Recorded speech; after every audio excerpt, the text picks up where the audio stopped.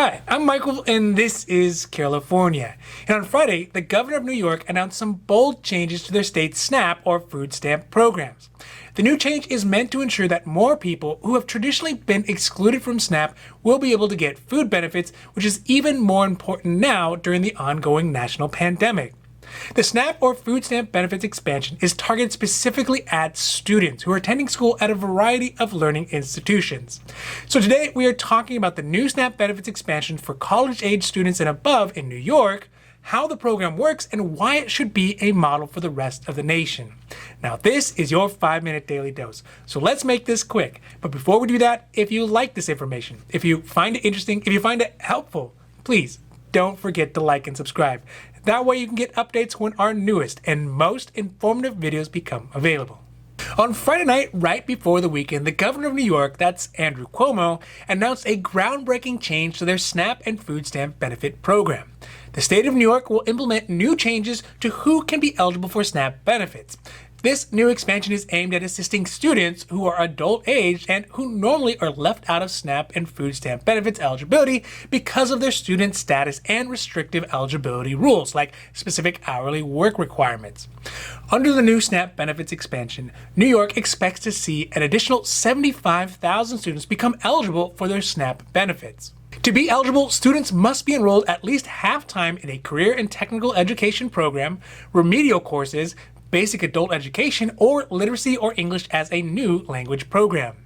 Governor Cuomo said, quote, "These measures will help a greater number of individuals and families access benefits that will prevent them from facing the dire reality of food insecurity." End quote. This SNAP benefits eligibility expansion will make New York State the first state in the country to loosen up eligibility requirements like this. Additionally, within this expansion, the state of New York has created a specific short application for seniors and individuals with disabilities to ease the process of applying for food stamps in New York in the hopes that more people will be able to access this valuable resource. This change in New York will really be a great help to many students who have non-traditional student lives, but are students who are becoming more and more the norm.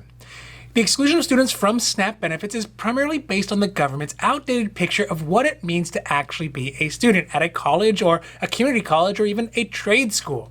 It neglects the fact that many students these days are adults who have limited incomes but are trying to improve themselves and to make a better lives for their families, rather than just young kids who are single and relatively carefree, living under the generous support from their families. In fact, in a study from 2016 done by the Government Accountability Office says that there are nearly 2 million students across the country who are potentially eligible for SNAP but have been excluded because of restricted eligibility requirements of the food stamps program.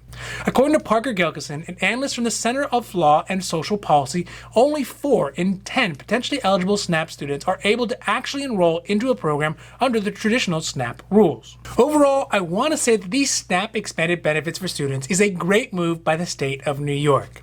It's unfortunate that it has taken this long and a pandemic to make these kinds of changes.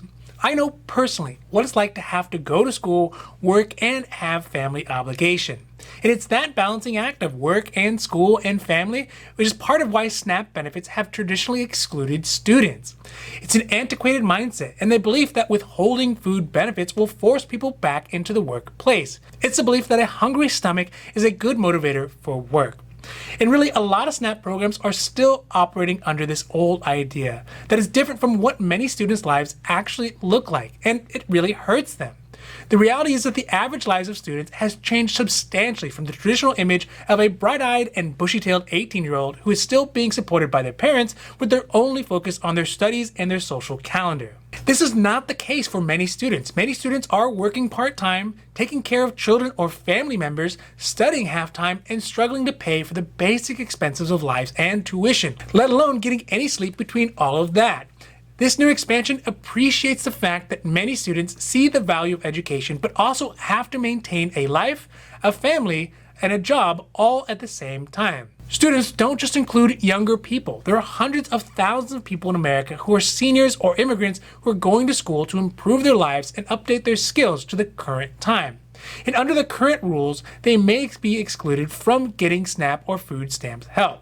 My hope is this example in New York will be expanded to the rest of the country so that the students who are struggling can get some additional help with their monthly food budgets. Now, this has been your 5-minute daily dose, and I hope that you found it interesting or helpful or at least useful. And if you did, please don't forget to like and subscribe. That way you can get updates when our newest and most informative videos become available. Also, we here at California, we know health insurance. So if you have any questions about your health insurance, leave those down below and we'll be happy to make a new video or a new post as soon as we can. Now, other than that, I'm Michael and this is California, wishing you a happy, healthy day.